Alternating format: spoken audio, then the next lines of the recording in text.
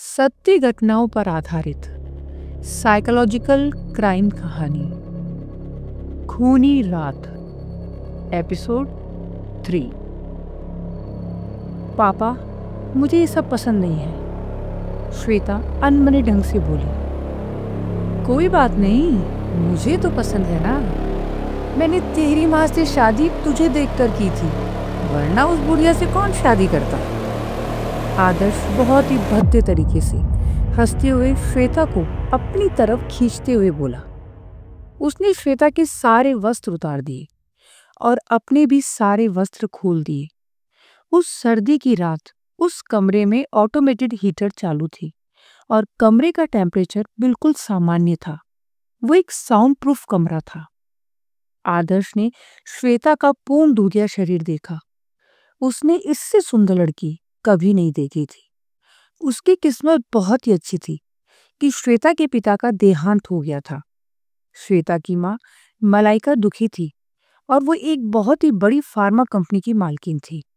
आदर्श ने मौके का फायदा उठाया और मलाइका के नजदीक आ गया। उसकी लॉटरी निकल गई जब मलाइका ने उससे शादी के लिए हाँ कर दी। वो अब न सिर्फ 2000 करोड़ की कंपनी का मालिक हो गया था, अपितु श्वेता जैसी अति सुंदर लड़की का वो जब चाहे तब शोषण कर सकता था। आदर्श अभी अपनी किस्मत पर नाज कर रहा था और श्वेता के नग्न शरीर को निहार ही रहा था कि श्वेता ने उस पर एक स्प्रे बॉटल से स्प्रे किया। ये क्या कर रही है? ये क्या है? आदर्श गुस्से में बोला।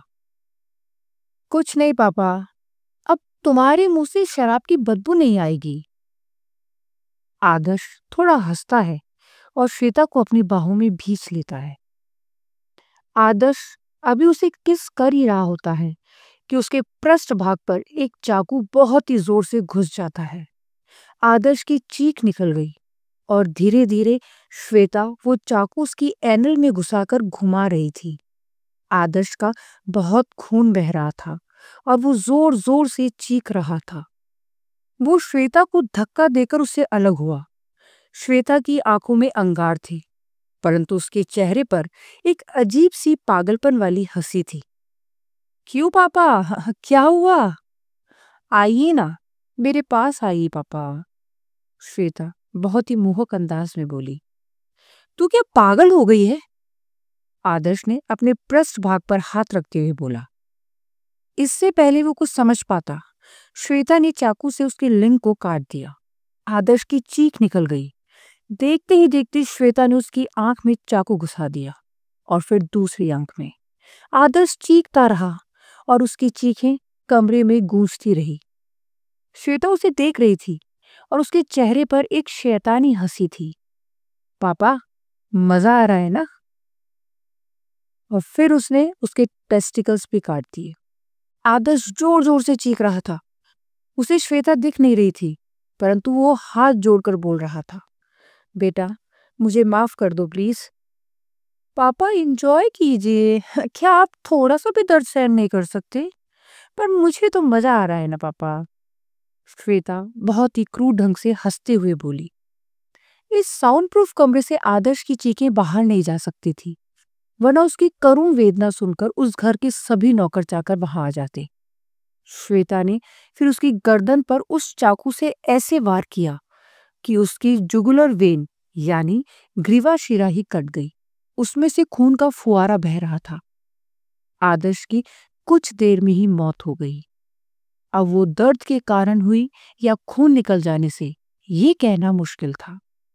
वो पिछले 1 साल से श्वेता का शोषण कर रहा था। उसके इस कुकर्म ने पता ही नहीं कब एक मासूम सी लड़की को इतनी खतरनाक और पागल खूनी बना दिया था। श्वेता किचन नाइफ से इतना खूंखार प्रहार कर सकती थी जो कोई पेशेवर हत्यारा भी नहीं कर सकता था। श्वेता आदर्श के मृत शरीर को देखकर अजीब सी हंसी हंस रही थी। आज मुझे भी ना बहुत मजा आया पापा, वो पागलों जैसे आदर्श के गले पर चाकू मारते हुए बोली। आदर्श के शरीर से बेइंतहा खून बह रहा था और श्वेता को वो खून बहना देखना बहुत पसंद था। कुछ ही देर में शायद 4 से 5 लीटर खून बह गया था और श्वेता अभी भी अपने किचन नाइफ से आदर्श के शरीर को बार बार भेदती जा रही थी। मलाइका को शायद कुछ पूर्वाभास हो गया था। उन्होंने दरवाजे पर दस्तक दी और श्वेता ने वो दरवाजा खोल दिया। आदर्श का नग्न मृत शरीर और श्वेता को नग्न परंतु उसका खून से सना शरीर देखकर वो सब कुछ समझ गई थी। इस पापी को ये सजा तो मिलनी ही थी, परंतु गलती इसकी नहीं, मेरी थी।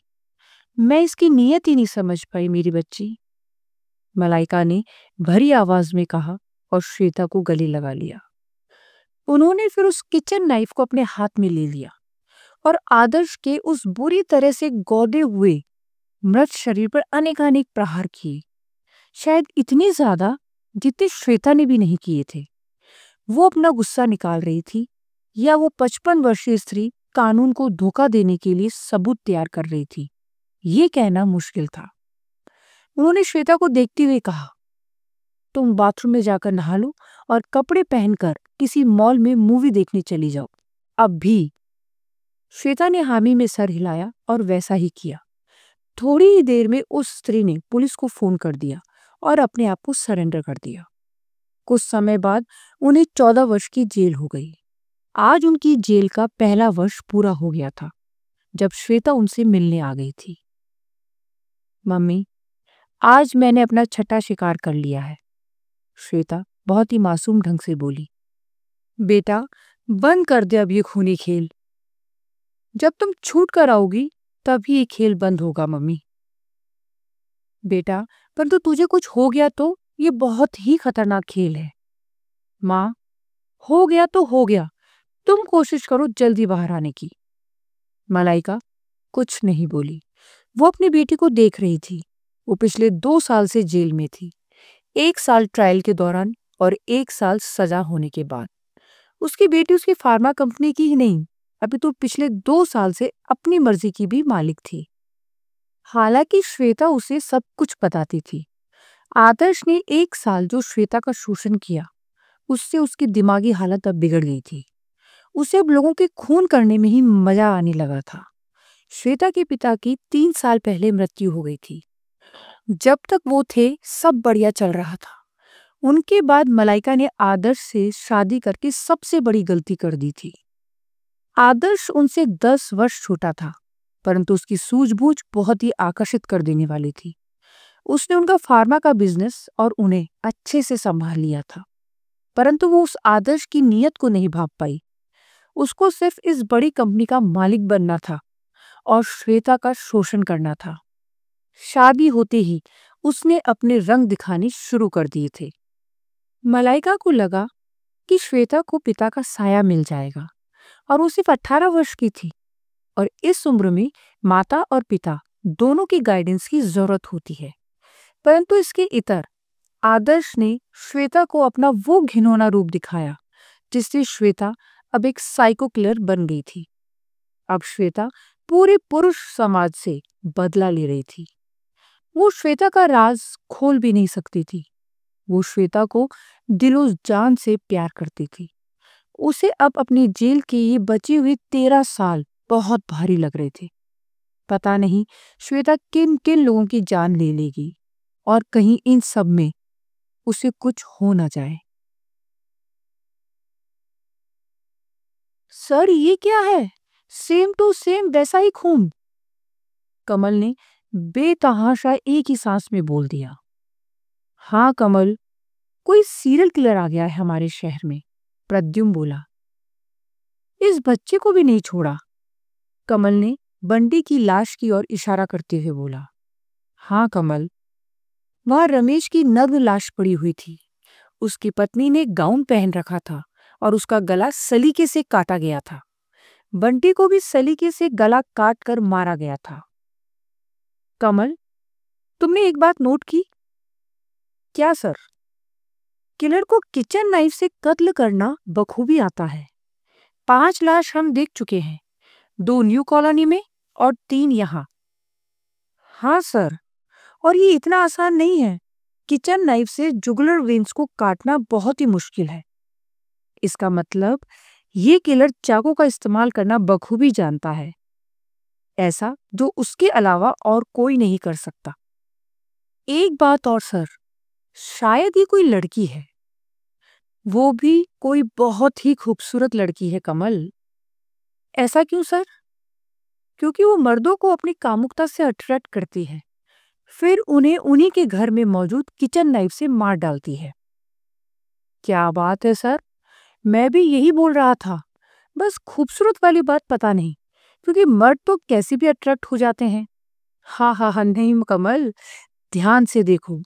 उस पुरुष की लाश सोफे के पास है और पत्नी और बेटे की बेडरूम के गेट के पास। तो सर, इससे लड़की की खूबसूरती का क्या कनेक्शन है? इसका मतलब वो लड़की वहां सोफे पर सो रही होगी और ये हस्बैंड वाइफ और बच्चा अंदर रूम में।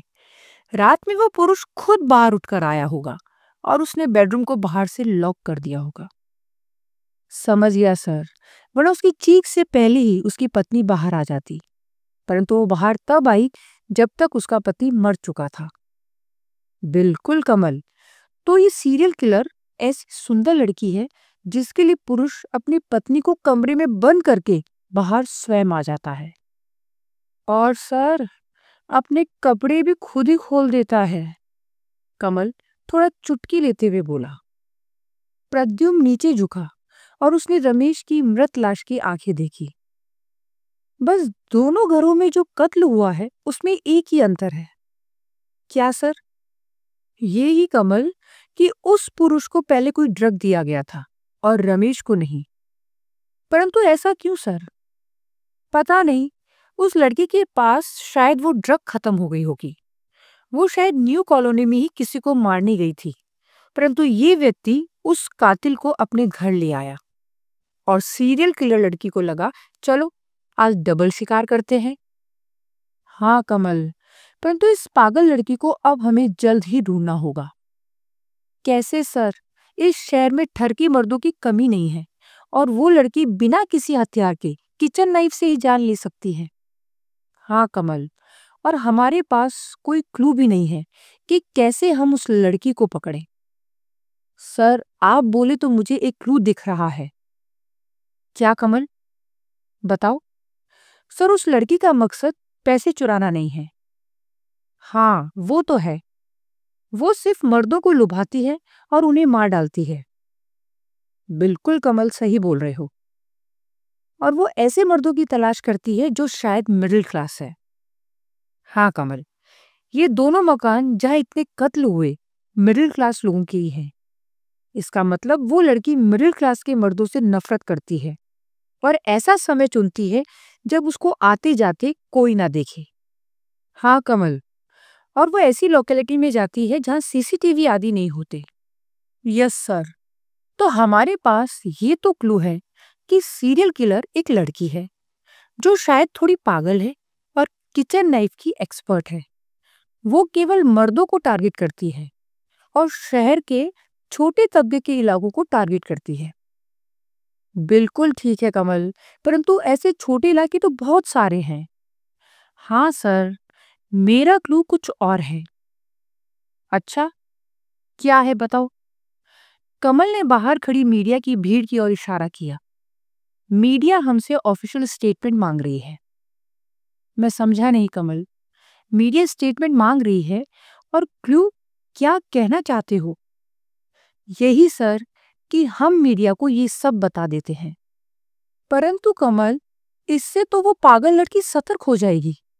हाँ सर, परंतु डेस्परेट भी। हम लोगों को बोलेंगे कि अगर कोई सुंदर लड़की आपको अनजान रास्ते पर दिखे तो पहले पुलिस को फोन करो। कौन पुलिस की इतनी सुनता है कमल? कोई फोन नहीं करेगा। सर आप समझे नहीं, हम उस लड़की तक ये खबर पहुंचा रहे हैं। मैं इसमें हीरो बनूंगा। उस लड़की को चैलेंज करूंगा कि हिम्मत है तो मुझे टारगेट करे। लोगों को बोलूंगा कि मेरी तरह बनी किसी भी अनजान लड़की से बात मत कीजिए। मैं अपने आप को इतना ज्यादा प्रमोट करूंगा कि वो पागल लड़की मुझे अपना टारगेट बनाने का चैलेंज लेने की। तुम्हें ऐसा क्यों लगता है कि वो कोई चैलेंज लेगी? सर इस लाश को देखिए, इसका खून वो नहीं करना चाहती थी, फिर भी उसने किया, क्योंकि उसे लगा चलो एक और खून किया जाए। उसके पास वो ड्रग खत्म हो गई थी जो उसने उस पुरुष के विरुद्ध प्रयोग में लाई थी। उसने अपने आप को ही चैलेंज दिया कि क्या मैं बिना उस ड्रग के भी एक और खून कर सकती हूँ। वैसे भी हमारे पास कोई और क्लू नहीं है, कोई सीसीटीवी नहीं है और कोई गवाह भी नहीं है। किसी ने उसको देखा भी नहीं है। तो चलो ये ट्रिक आजमा कर देख लेते हैं। प्रद्युम्न और कमल ने एक प्लान तो बना लिया था। मीडिया में खबर भी वो फैला ही देंगे, परंतु उससे उन्हें फायदा होगा या नहीं, या ये खेल उन्हीं पर उल्टा पड़ जाएगा, ये तो समय ही बताएगा।